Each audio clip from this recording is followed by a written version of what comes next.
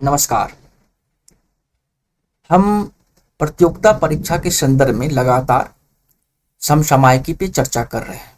विशेषकर बिहार लोक सेवा द्वारा आयोजित सिविल सेवा प्राथमिक परीक्षा के संदर्भ में समसामयिकी पर लगातार चर्चा कर रहे हैं। आज हम 100 महत्वपूर्ण समसामयिकी पर चर्चा करेंगे और यह जानने का प्रयास करेंगे इससे कहां से प्रश्न पूछे जाते हैं। द्विपक्षीय व्यापार से अक्सर प्रश्न पूछे जाते हैं। प्रश्न ये रहता है कि भारत का सबसे अधिक द्विपक्षीय व्यापार किस देश के साथ रहा, और यहाँ पर कंफ्यूजन होता रहता है कि अमेरिका के साथ रहा कि चीन के साथ रहा। लेकिन वित्तीय वर्ष 21-22 की स्थिति को देखें तो बहुत स्पष्ट है कि भारत और चीन के बीच जो द्विपक्षीय व्यापार रहा वो किसी भी दूसरे देश की तुलना में सबसे अधिक है। कुल व्यापार 125 अरब डॉलर के आसपास रहा है, जबकि अमेरिका के साथ ये व्यापार 113 अरब डॉलर के आसपास रहा। तो निश्चित तौर पर से जब इस तरह से प्रश्न पूछे जाते हैं कि द्विपक्षीय व्यापार किस देश के साथ सबसे अधिक रहा, तो चीन के साथ। यदि उसमें यूरोपीय यूनियन है तो फिर उसका आंसर यूरोपीय यूनियन हो जाएगा, क्योंकि यूरोपीय यूनियन में केवल एक ही देश नहीं कई देश शामिल है। लेकिन जब देश का नाम हो तो फिर चीन के साथ सबसे ज्यादा रहा, और इस चीन के साथ भारत की व्यापार की विशेषता ये रही है, बहुत ज्यादा व्यापार घाटा नकारात्मक रहा। यदि चीन के साथ भारत का व्यापार घाटा देखें वित्तीय वर्ष 21-22 में तो ये लगभग 70 अरब डॉलर के पास रहा, जबकि अमेरिका के साथ भारत का जो व्यापार है वो सरप्लस है। तो ये एक विशेषता रहा है कि अमेरिका के साथ भारत के व्यापार में और चीन के साथ भारत के व्यापार में पिछले वर्ष भारत ने चीन से लगभग 97.5 अरब डॉलर का आयात किया, जबकि निर्यात केवल 28 अरब डॉलर का रहा। हम मुख्य परीक्षा के संदर्भ में चर्चा कर ही रहे थे कि भारत सरकार चीन से आयातित या फिर किसी भी दूसरे देश से आयातित कम गुणवत्ता युक्त आयात पर प्रतिबंध लगाने के लिए जा रहा है, और इसका सबसे ज्यादा घाटा चीन को होगा। और उसके बाद देखने वाली बात होगी कि चीन के साथ भारत के व्यापार घाटे में कमी आती है कि नहीं। और उस संदर्भ में कहा जा रहा है कि लगभग भारत 127 अरब ऐसे उत्पादों के आयात पर रोक लगाने जा रहा है जो कि गुणवत्ता के दृष्टिकोण से सही नहीं है। तो इस टॉपिक से हम ये देखते हैं कि एक भारत के साथ कितना चीन का व्यापार रहा, 125 अरब डॉलर के आसपास रहा। अमेरिका के साथ 113 अरब डॉलर रहा। यदि व्यापार घाटे को देखें तो किसी भी दूसरे देश की तुलना में भारत का चीन के साथ व्यापार घाटा सबसे अधिक रहा। हाँ, एक यूरोपीय यूनियन की तर्ज पर भारत का सबसे अधिक व्यापार रहा है। लेकिन यदि देखना होगा कि आंसर में ये ऑप्शनल पेपर में ऑप्शन में यूरोपीय यूनियन है कि नहीं है। अब आते हैं नंबर 1 की शुरुआत करते हैं, क्योंकि ये नंबर 9 हमने पहले ले लिया था। लगता है कि ये बहुत ही इंपॉर्टेंट है कि द्विपक्षीय व्यापार के दृष्टिकोण से, इसीलिए। एक है घर घर राशन योजना की शुरुआत किस राज्य ने की है? तो इसकी शुरुआत पंजाब सरकार ने की है। हालांकि पंजाब में जो आप पार्टी की सरकार, इसकी शुरुआत दिल्ली से करना चाह रही थी, लेकिन वहां पर केंद्र सरकार ने इसकी अनुमति नहीं दी, क्योंकि राशन योजना में सबसे बड़ी हिस्सेदारी केंद्र सरकार की है। इसके साथ साथ पंजाब में 300 यूनिट बिजली फ्री की घोषणा की गई है। दोनों बातें हैं, किस राज्य में 300 फ्री यूनिट और घर घर राशन योजना, तो उसका भी आंसर पंजाब हो जाएगा। पंजाब के मुख्यमंत्री भगवत मान है, जो हाल ही में पंजाब में विधानसभा चुनाव हुई, वहां आप पार्टी को विजय मिली और उसके मुख्यमंत्री भगवत मान है। दूसरा है कि नीति आयोग द्वारा जारी राज्य ऊर्जा जलवायु सूचकांक के हिसाब से देखें तो गुजरात पहले, केरल दूसरे और पंजाब तीसरे स्थान पर है। सीधा सा बात है, यदि पूछा जाए इस सूचकांक के अनुसार कौन सा राज्य भारत प्रथम स्थान पर है, तो गुजरात सबसे पहले स्थान पर। सबसे निचले स्थान पर देखें तो मध्य प्रदेश, छत्तीसगढ़, झारखंड है, इस सूचकांक में सबसे नीचे रखा गया है। केंद्र शासित प्रदेशों की स्थिति हम यदि देखते हैं तो सबसे पहले स्थान पर चंडीगढ़ है और दूसरे स्थान पर दिल्ली है। तो यहाँ से 3 तरह के प्रश्न आ सकते हैं। नीति आयोग द्वारा जारी राज्य ऊर्जा जलवायु सूचकांक में प्रथम गुजरात, यदि दे दे क्रमबद्धता के हिसाब से तीनों राज्य, तो उसके बाद गुजरात के बाद केरल और केरल के बाद पंजाब की स्थिति हो जाएगी। सबसे नीचे में मध्य प्रदेश, छत्तीसगढ़ और झारखंड है, और केंद्र शासित प्रदेश में चंडीगढ़ प्रथम स्थान पे है, उसके बाद दिल्ली का दूसरा स्थान है।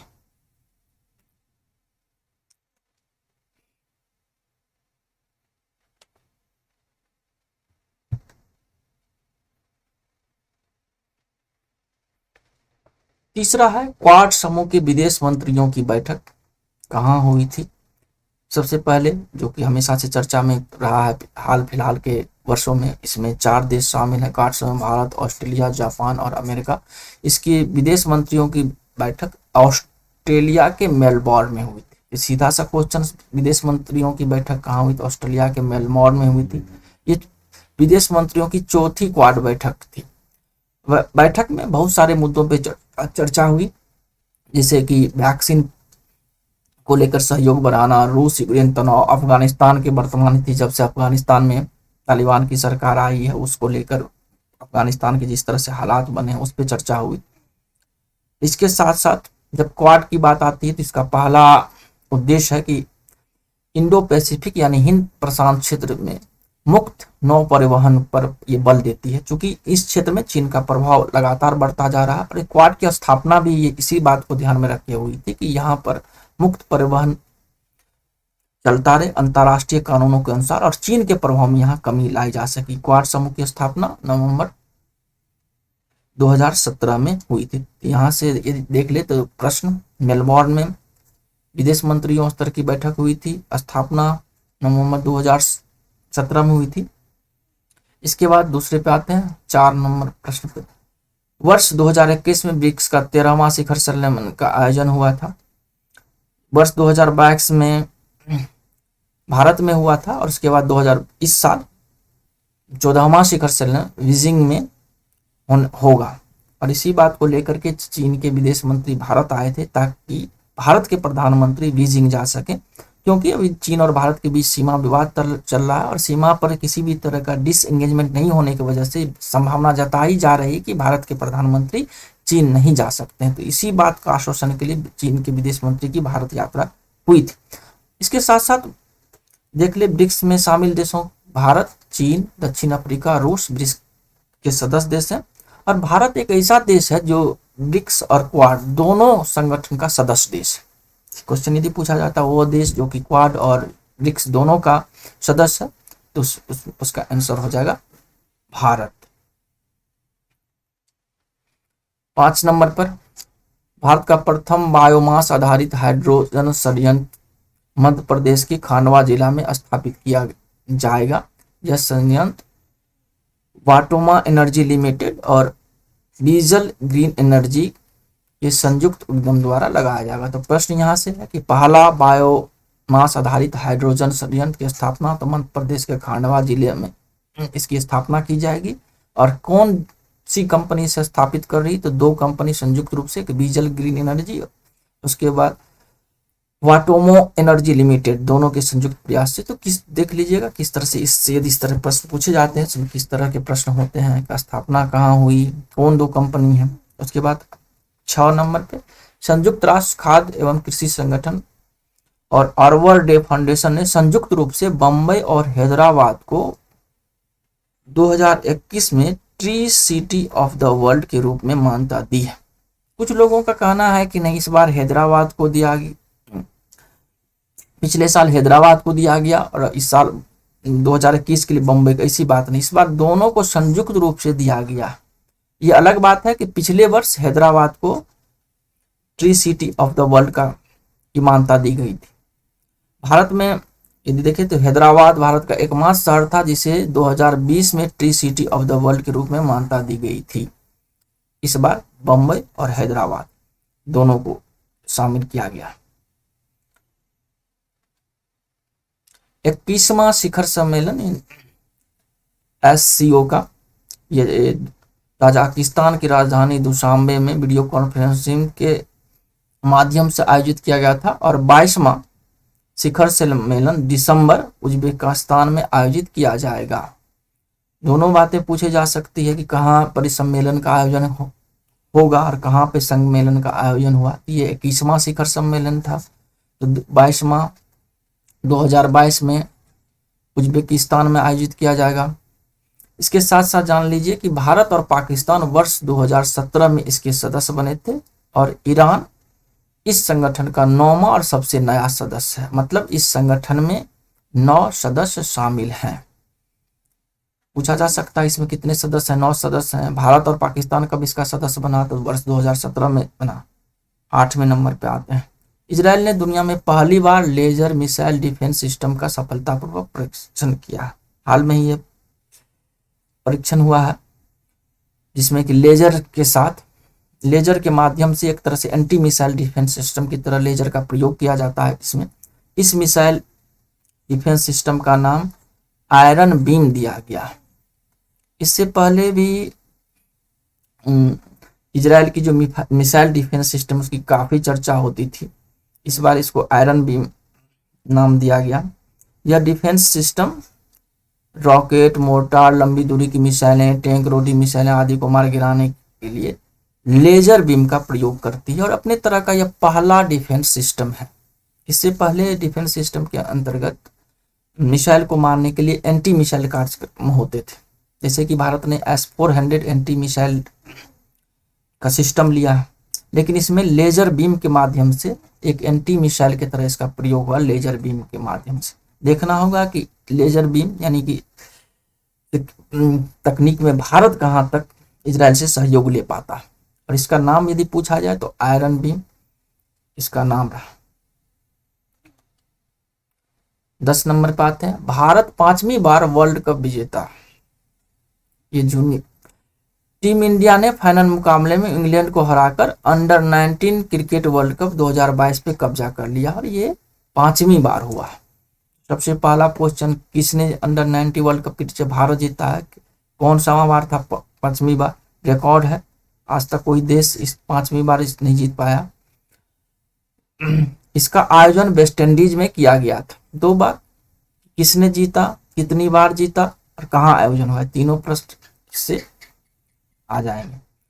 11 नंबर, ऑस्ट्रेलिया महिला क्रिकेट टीम ने रिकॉर्ड 7वीं बार आईसीसी महिला वर्ल्ड कप जीत लिया है। मतलब कि भारत के जूनियर टीम ने यदि 5 बार जूनियर वर्ल्ड कप जीता है, तो ऑस्ट्रेलिया के महिला टीम ने 7वीं बार आईसीसी कप को जीता है। फाइनल में इंग्लैंड को 71 रन से हराया। Player of the tournament Australia के एलिसा हेली को मिला गया। विश्व कप का आयोजन न्यूजीलैंड में किया गया था। तो यहाँ से क्वेश्चन, किसने जीता, तो ऑस्ट्रेलिया ने। उसके बाद इसका आयोजन कहाँ हुआ, तो न्यूजीलैंड में। किसे हरा कर जीता, तो इंग्लैंड में।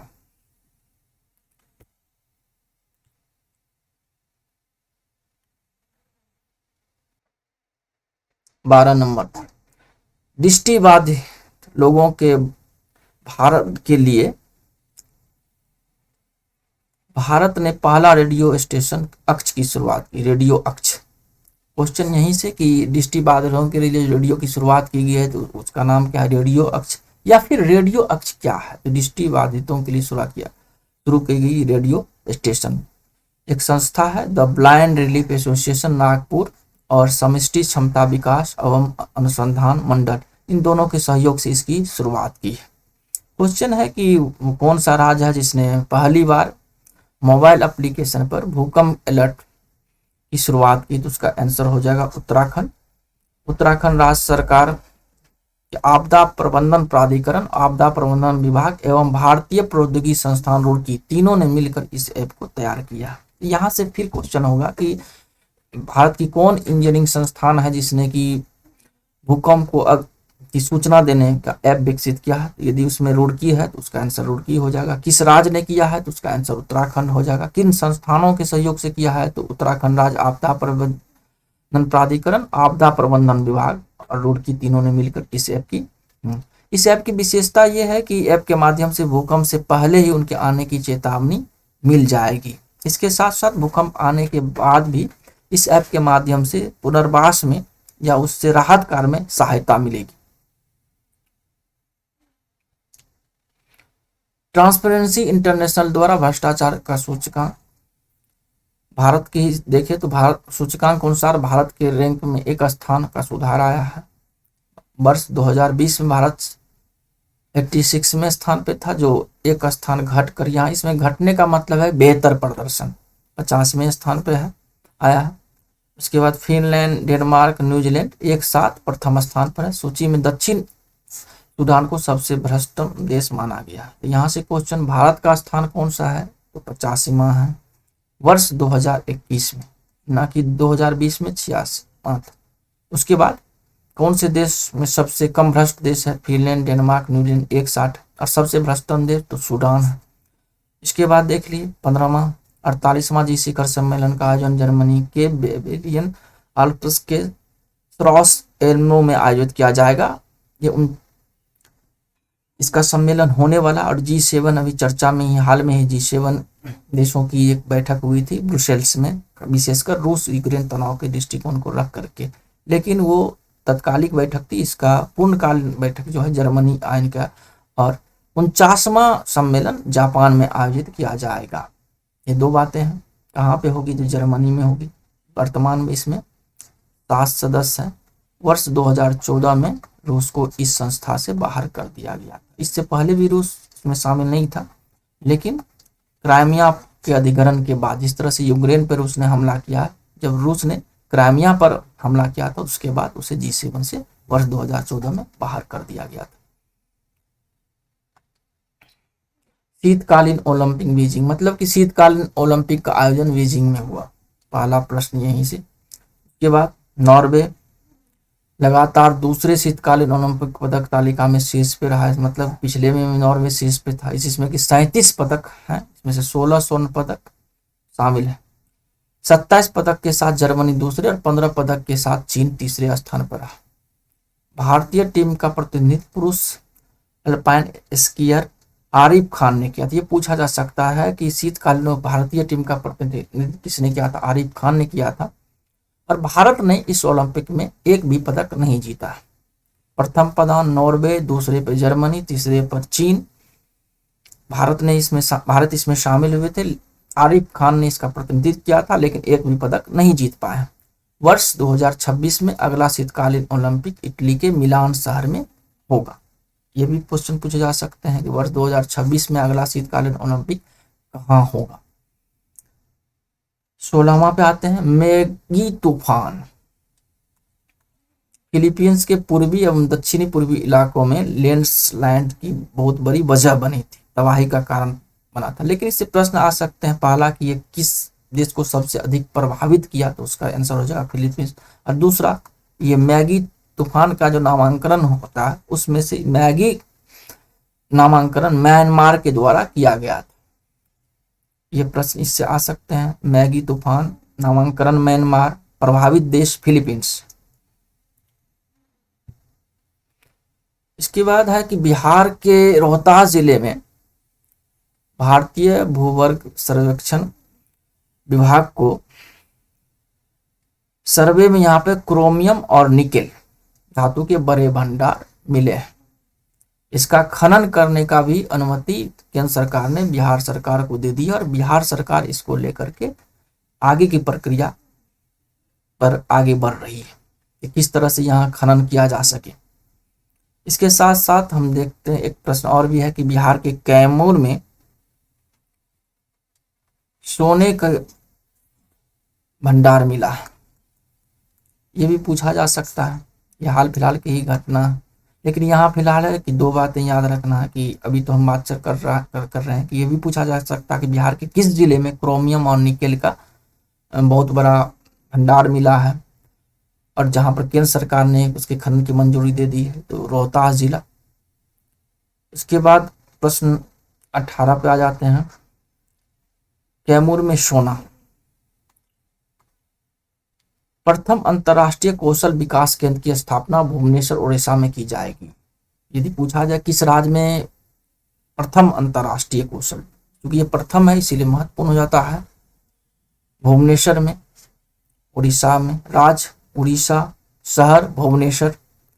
इसका उद्देश्य है कि चूंकि बड़े भारत में से बड़ी संख्या में लोग खाड़ी के देश या फिर अन्य देशों में लेबर के रूप में जाते हैं, वो तकनीकी रूप से दक्ष नहीं होते हैं, पहली बात। दूसरी बात, यदि भारत के श्रम तकनीकी रूप से दक्ष हो तो उसे एक तो विदेशों में सुलभता से नौकरी भी मिलेगी, दूसरी उनकी जो मेहनता मिलती है उसमें भी वृद्धि हो पाएगी। तो इस बात को ध्यान में रख करके अंतर्राष्ट्रीय कौशल केंद्र की स्थापना की गई, जिसका मूल उद्देश्य विदेशों में काम करने इच्छुक, यदि इसका उद्देश्य पूछा जाएगा तो विदेशों में काम करने के इच्छुक युवाओं को गुणवत्तापूर्ण प्रशिक्षण देगा।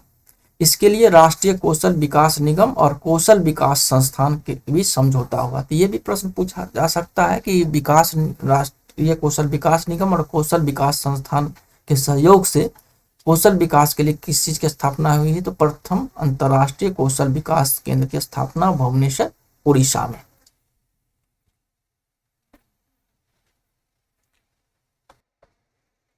कृषि निर्यात नीति, एक निर्यात नीति होती है जिसमें कि सभी वस्तुएं शामिल होती हैं। इसके साथ साथ कृषि निर्यात नीति, इसका उद्देश्य देख ले, 2022 तक कृषि निर्यात को 30 अरब डॉलर से बढ़ाकर 60 अरब डॉलर करना। एक टिकाऊ व्यापार नीति के माध्यम से अगले कुछ वर्षों में 100 अरब डॉलर तक पहुंचाना। पहली बात कि सबसे पहले तो 30 अरब से 60 अरब डॉलर तक पहुंचाना, उसके बाद हम व्यापार नीति में एक ऐसी अस्थायी नीति हो जिससे कि हम बहुत जल्द कृषि के निर्यात को 100 अरब डॉलर तक पहुंचा सके और निर्यात किए जाने वाले कृषि उत्पादों में विभिन्नता लाना। इसके लिए एक नई बाजार की तलाश शामिल है, मतलब एक बाजार, हमें वैश्विक स्तर पर नए नए बाजारों की तलाश करनी है। इसके साथ साथ यदि हम कृषि उत्पादन में विभिन्नता लाते हैं तो स्वाभाविक है हम निर्यात को बढ़ा पाएंगे। इस बात को कृषि निर्यात नीति के अंतर्गत शामिल किया गया।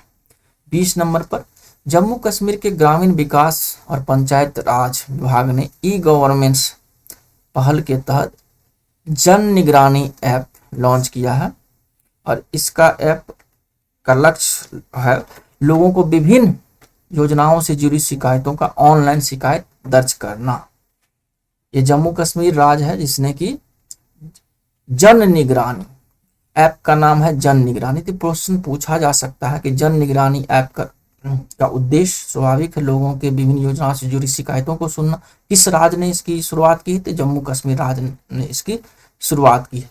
विशेषकर जम्मू कश्मीर के ग्रामीण विकास और पंचायती राज विभाग इस ऐप का प्रयोग कर रहा है। 21 नंबर, वर्ष या साल 2021 के वर्ल्ड अर्थ डे के मौके पर एक खास थीम रखा गया है। यह थीम है इन्वेस्ट इन आवर अर्थ। पूछा जा सकता है कि वर्ष 2022 में जो पृथ्वी दिवस था उसका थीम क्या था? तो इन्वेस्ट इन आवर अर्थ। इस थीम का मतलब है हमारे पृथ्वी के लिए निवेश करें, यानी कि पर्यावरण की रक्षा के लिए निवेश पर में वृद्धि होना चाहिए। इस थीम के जरिए पृथ्वी को बचाने के नए तरीके खोजे जाएंगे, उसे लागू करें। मतलब जो भी, एक तो निवेश में वृद्धि होगी और निवेश में वृद्धि के साथ जो भी तकनीक उपलब्ध होगी उसे फिर लागू भी करना है ताकि हम पर्यावरण को बचा सकें। साल 2021 में थीम था रिस्टोर आवर अर्थ। प्रतिवर्ष 22 अप्रैल को पृथ्वी दिवस मनाया जाता है। तो 2 वर्षों की थीम हमने कहा जानना, वर्ष 21 में रिस्टोर आवर अर्थ, उसके बाद इन्वेस्टमेंट, इस साल investment in our earth. 22 number पर भारत और किर्गिस्तान संयुक्त विशेष बल अभ्यास का 9वां संस्करण मार्च अप्रैल में 2022 में आयोजित किया गया। यह बकलोह हिमाचल प्रदेश में। पूछा जा सकता है कि यह अभ्यास कहाँ किया गया था? तो हिमाचल प्रदेश में किया गया था।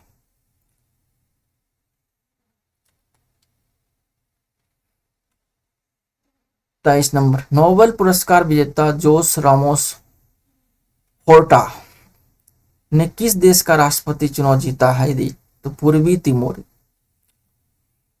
के लिए पूर्वी तिमोर में ये राष्ट्रपति बने हैं, लेकिन इन्हें पूर्वी तिमोर में संघर्ष के लिए एक न्याय संगत और शांतिपूर्ण समाधान के लिए वर्ष 1996 में शांति का नोबेल पुरस्कार दिया गया। इसके बाद 24 नंबर, जनवरी 2023 में पहला आईसीसी अंडर 19 महिला वर्ल्ड कप खेल का आयोजन किया जाएगा। पहला अंडर 19 महिला वर्ल्ड कप का आयोजन किया जाएगा। यह टूर्नामेंट T20 फॉर्मेट में होगा, मतलब 50 ओवरों की जगह यह 20 ओवरों में खेल का होगा। इसमें 16 देश की शामिल होंगे। इस खेल का आयोजन दक्षिण अफ्रीका में किया जाएगा। हाल में इस बात की घोषणा हुई, इस खेल का आयोजन दक्षिण अफ्रीका में किया जाएगा। इस अंडर 19 महिला वर्ल्ड कप की शुरुआत की आईसीसी वर्ष 2020 से ही सोच रही थी, लेकिन अंततः उन्होंने फाइनल किया कि जनवरी 2023 में इसे आयोजित किया जाएगा और ये T20 के फॉर्मेट में होगा।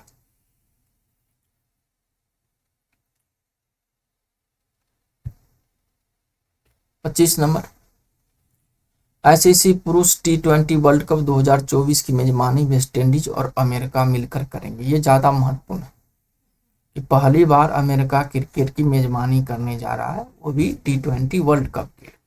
यहीं से क्वेश्चन कि कौन से देश, वेस्टइंडीज और अमेरिका, या ऐसे भी क्वेश्चन पूछा जा सकता है कि वेस्टइंडीज के साथ मिलकर कौन सा देश T20 वर्ल्ड कप का आयोजन करेगा। चूंकि अमेरिका पहली बार कर रहा है इसीलिए ज़्यादा महत्वपूर्ण हो जाता है।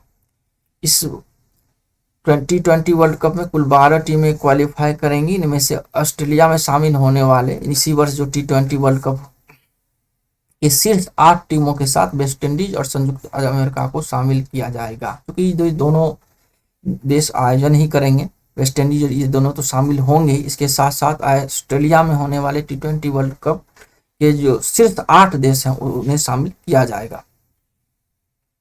इसका आयोजन, ये जो आईसीसी पुरुष T20 वर्ल्ड कप का आयोजन इस वर्ष ऑस्ट्रेलिया में होगा।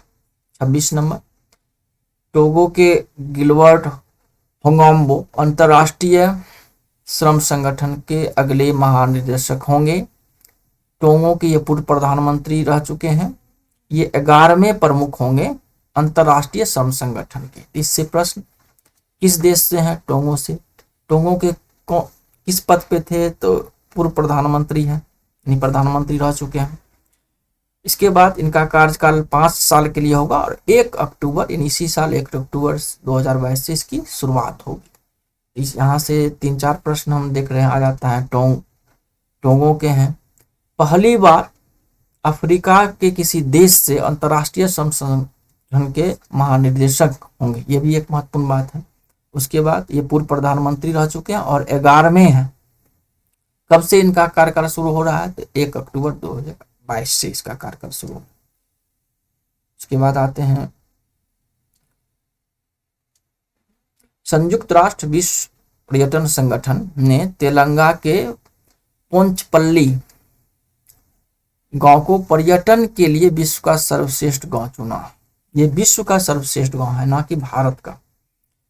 केंद्रीय पर्यटन मंत्रालय ने तेलंगाना के पोचमपल्ली के अलावा मेघालय के कोंगथोंग और मध्य प्रदेश के लाडपुरा खास को का नाम भेजा था संयुक्त राष्ट्र विश्व पर्यटन संगठन के पास कि इनमें से किसी एक को सर्वश्रेष्ठ घोषित किया जाए, जिसमें से कि संयुक्त राष्ट्र विश्व पर्यटन संगठन ने पोचमपल्ली को सर्वश्रेष्ठ पर्यटन के दृष्टि से सर्वश्रेष्ठ गांव घोषित किया है विश्व का। 28वां, पाकिस्तान में पहली बार महिला को सर्वोच्च न्यायालय में न्यायाधीश नियुक्त किया गया है और इस महिला का नाम है आयशा मलिक। पाकिस्तान के सर्वोच्च न्यायालय की पहली महिला जज। इससे पहले ये आयशा मलिक लाहौर उच्च न्यायालय में न्यायाधीश के पद पे थी। और आयशा मलिक के बारे में एक बात यह है कि ये पदानुक्रम में 4थे नंबर पे थी लाहौर उच्च न्यायालय में, लेकिन इसके बावजूद भी इन्हें सर्वोच्च न्यायालय के न्यायाधीश के तौर पर नियुक्त किया गया है। 29वां, भारतीय अंतरिक्ष संघ की स्थापना। ये पहली बार हुआ। इस स्थापना का उद्देश्य बहुत स्पष्ट है। भारत सरकार निजी और सार्वजनिक क्षेत्र के सहयोग से अपने अंतरिक्ष कार्यक्रम को एक व्यापक रूप देना चाहती है और इसी के सिलसिले में भारतीय अंतरिक्ष संघ की स्थापना की गई है। अब भारत के अंतरिक्ष क्षेत्र के विकास में योगदान देने वाले सभी सार्वजनिक और निजी संस्थाओं एक ही छत्र के अंतर्गत काम करेंगे और इंडियन स्पेस एसोसिएशन के आने से निजी संस्थाओं की उच्च भागीदारी को बढ़ावा मिलेगा। मतलब कि स्पेस के क्षेत्र में अब निजी क्षेत्र की भागीदारी में वृद्धि होगी, साथ ही निजी और सार्वजनिक क्षेत्र के बीच सहयोग में भी वृद्धि होगी। इसके बाद जयंत पाटिल को इसका प्रथम अध्यक्ष बनाया गया। तो ये दो बातें हैं। किस संघ की स्थापना हुई है जिसमें निजी और सार्वजनिक क्षेत्र मिल करके अंतरिक्ष कार्यक्रम को आगे बढ़ाएंगे, उसमें भारतीय अंतरिक्ष संघ का नाम आंसर हो जाएगा। कौन इसके अध्यक्ष प्रथम है? जयंत पाटिल। 30 नंबर, केंद्र सरकार ने ई अमृत पोर्टल की शुरुआत की है। दरअसल जिस तरह से देश में ई वाहनों की बिक्री हो रही है, इसके साथ है जैसे कच्चे तेल के दामों में वृद्धि की वजह से तेल के दाम में वृद्धि हो रही है, तो लोगों का झुकाव ई वाहनों की तरफ बढ़ा है और इससे लेके कई तरह की समस्याएं आती हैं। इन तमाम समस्याओं के समाधान को लेकर एक पोर्टल जारी किया गया है जिसे ई अमृत पोर्टल कहा गया है और ये जारी करने वाले इसकी तरफ से केंद्र सरकार की तरफ से किया था। प्रश्न ये हो सकता है कि ई अमृत पोर्टल का संबंध किससे है? तो एक तरह का ये वेबसाइट है जिसमें इलेक्ट्रॉनिक वाहनों और उनकी खरीद, निवेश का मौका, नीतियों, सब्सिडी, तमाम तरह की जानकारी एक ही जगह इस वेबसाइट पे मिल जाएगी। या फिर क्वेश्चन को इस तरह से भी पूछा जा सकता है कि केंद्र सरकार द्वारा जारी उस पोर्टल का नाम बताइए जो कि ई वाहनों से संबंधित जानकारियां एक जगह उपलब्ध कराती है। तो इसका आंसर हो जाएगा ई अमृत पोर्टल। 31 नंबर, भारत और संयुक्त अरब अमीरात के बीच व्यापक आर्थिक भागीदारी समझौता यानी सीपा 2022 में संपन्न हुआ फरवरी में। इस समझौते के बाद दोनों देशों के द्विपक्षीय व्यापार मौजूदा 60 अरब डॉलर से बढ़कर 100 अरब डॉलर पहुंच जाएगा। इस 100 अरब डॉलर में तेल शामिल नहीं है, तेल के अतिरिक्त व्यापार में ये वृद्धि बताएगी। इसके अंतर्गत बहुत सारे प्रावधान है जिसका हमने एक मुख्य परीक्षा के दृष्टिकोण से एक वीडियो इसी यूट्यूब चैनल पे डाला हुआ। तो पहला सीपा का समझौता किसके साथ हुआ है इस वर्ष? इसके संयुक्त अरब अमीरात के साथ और मध्य पूर्व के देश के साथ भारत का ये पहला सीपा समझौता है यूएई के साथ। ये भी क्वेश्चन पूछा जा सकता है कि पहला समझौता किस देश के साथ है मध्य पूर्व में, तो इसका आंसर यूएई हो जाएगा।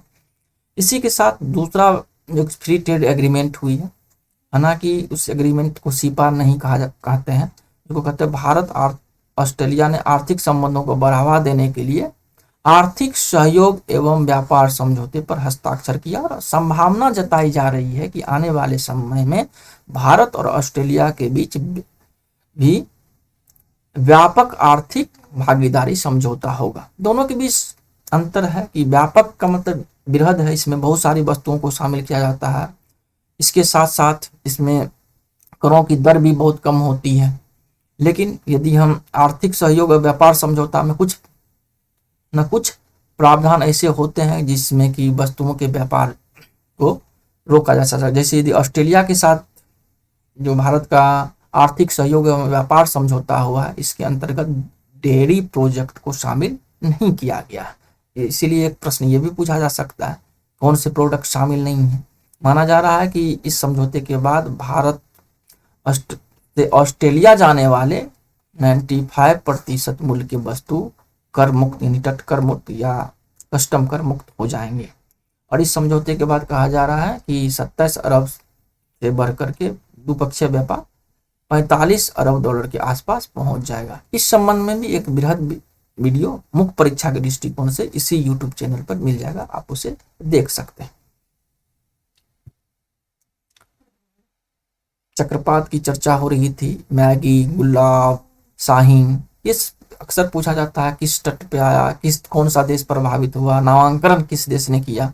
इस हिसाब से देखें तो गुलाब चक्रपात ओडिशा और मध्य प्रदेश की पूर्वी तटों पे आया था, जिसकी वजह से दोनों राज्यों में काफी क्षति पहुंची थी।